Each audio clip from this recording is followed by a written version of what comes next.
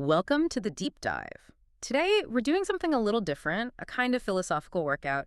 We've put aside the usual research papers. Hmm. Instead, we've got this stack of sources that feel more like, I don't know, ancient roadmaps for the mind. They're all about the nature of attention itself. That's a great way to put it. And, if you're here for a 7-step productivity hack, Mm, this might be a bit unsettling. right. Our mission today is to really pull apart what these sources say about how we see the world. But maybe more importantly, why paying attention is so hard, so charged. And so easily corrupted. Exactly. These texts don't give you conclusions. They just give you thresholds. Okay. We're looking at the limits of language, the real texture of time, and, the ethics of just looking. Okay, so to ground all of this, let's start with this one image that one of the sources gives us right at the beginning. It's fantastic. Imagine you're watching a bead of water. Mm-hmm. It's running down the side of an upside-down glass. It gathers at the bottom, and then it falls. Okay, so that's the event. Now, the exercise is to then try and watch yourself watching it. You're tracking the water, but you're also tracking your own mind, tracking the water. And the source describes this as the event doubling without becoming two, which is, what a phrase. It's so dense, isn't it? Yeah. But it's this idea that real attention is both outward focus and inward awareness at the same time. It's like catching yourself in the act. Precisely. And that's the whole territory of this deep dive, noticing that you're noticing. Mm-hmm. And if we want to be well-informed, we have to get that the way we look actually shapes what we see.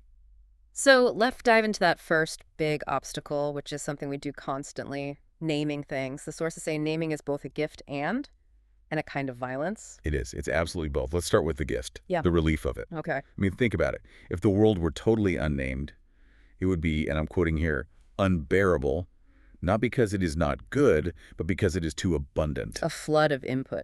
A total flood. Colors, sounds, textures, all unique, all screaming for attention. Words. Words let us manage that. They let us point and teach. Okay, I get the gift part. That makes sense. We need it to function. But the violence part. That sounds pretty extreme. Well, the violence is the cut. Every time you name something, you slice it away from its full, messy context. Wow, so. The moment we say bird, we take that one specific sparrow, with his specific song, the way it hopped on that crack in the pavement, we just tuck it onto a shelf, the bird shelf. And the world becomes a little less wild. That's the phrase they use. Yes, and that's the shortfall. You just have to accept it. They use this beautiful example of a child learning the word light. Oh, yeah, this was great. The kid is looking at this one specific silvery flicker from a grocery store freezer. There's the hum of the machine, the rattle of the cartwheel. And the parent just says, light. And the child says light. Yeah. And just like that, the shimmer is gone. The hum is gone.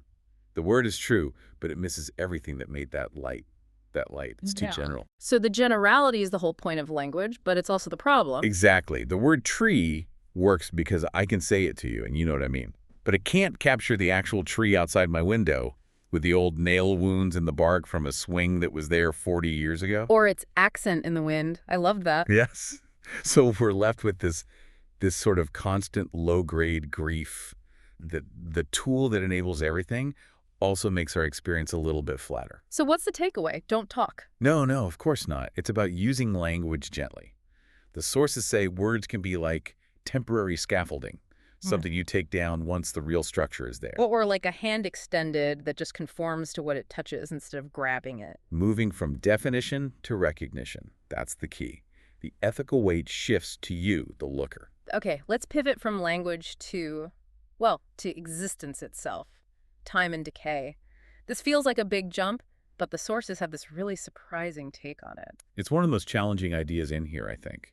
The idea that decay isn't the enemy of meaning, it's the precondition for it. What moves us precisely because it can be lost. Right. We think of fragility as a flaw, something to fix.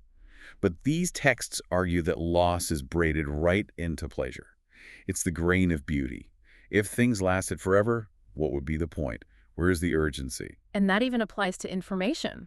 We're obsessed with the perfect copy, the perfect digital replica. But the sources say the world would die of accuracy. The little imperfections, the degradation in a scanned photo or a story told from memory, that's where novelty comes from. That's where life is. It's how memory grants mercy. Memory isn't just retrieval. It's not pulling up a file. It's like repainting a wall from a photograph. It Oh. changes every time you access it. It allows things to be reauthored to remain bearable. It's how we survive. This also just completely reframes how we think about time. We see a clock face and assume it's smooth even. But the body knows that's not true. Your body knows, yeah. Some minutes are thin, others are heavy enough to bruise. And this awareness of time's real texture, Mm. it leads right into the practice of boredom. Which we see as an emergency, something to be solved instantly with a phone. Because it looks like death. It has no story, no narrative of progress. But the sources define it differently, not as emptiness, but as an uncleared altar. An uncleared altar. I love that. So what do we do with that, practically? It's a small courage.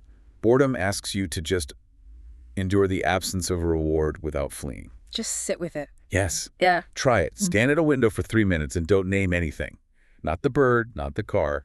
Just let it all wash over you. Or wait in line without mentally composing that email. Just feel the impatience in your chest. I have to say, that sounds incredibly difficult. We've totally lost that muscle. We have.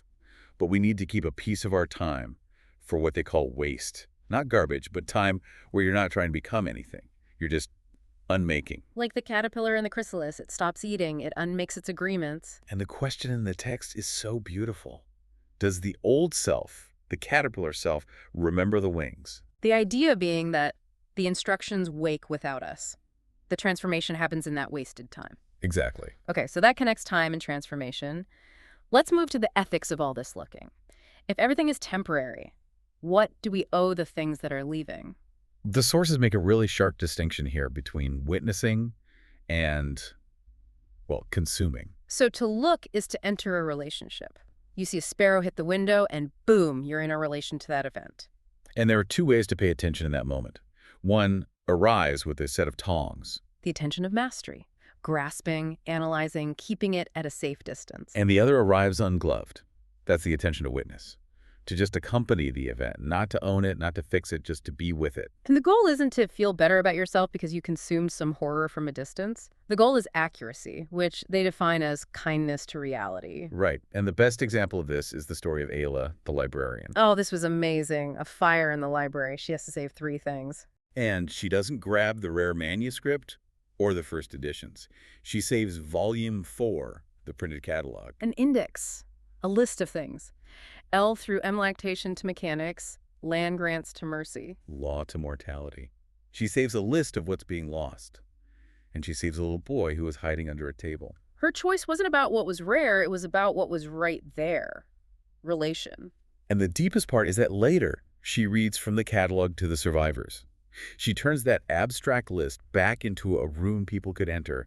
Her duty was to the community, to the shared space. Which feeds right into this idea of unknowing. We're taught, I don't know is a failure. But these texts say it's often the most accurate, most responsible posture you can take. It's about refusing counterfeit closure. That easy answer that just makes you feel better. Exactly. We have to act, but we act inside the fog. We don't demand the fog lift. We just find the white line on the road and accept we can only see 10 feet ahead. And the practice they suggest is so simple. Before you answer something, just name which pile it comes from. Is it something you know, something you think, or something you don't know?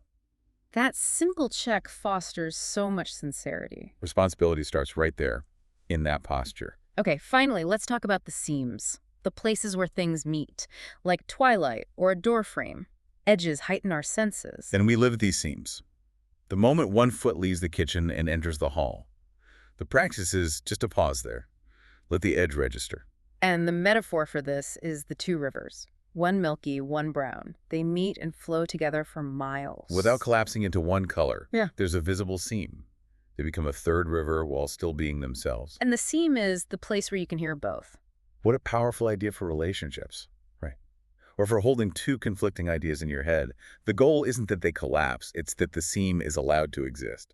Which brings us to silence. The final threshold. Silence isn't nothing, it's the medium, is what makes sound mean something. Without it, it's just noise. And the unsayable isn't a failure of our language, it's a surplus in the world. There's just always more reality than our words can hold. And our job is to figure out when speaking makes the thing more itself, and when being quiet keeps the form intact. So at the end of the day, this entire deep dive, it's about being less at war with what is. It's a shift from seeking completion, the perfect label, the perfect memory, Oh. to just accepting the friction, the cut of the word, the weight of time, the fog of not knowing. And so we end on the central practice, the ethics of seeing something end, a moment, a relationship, anything.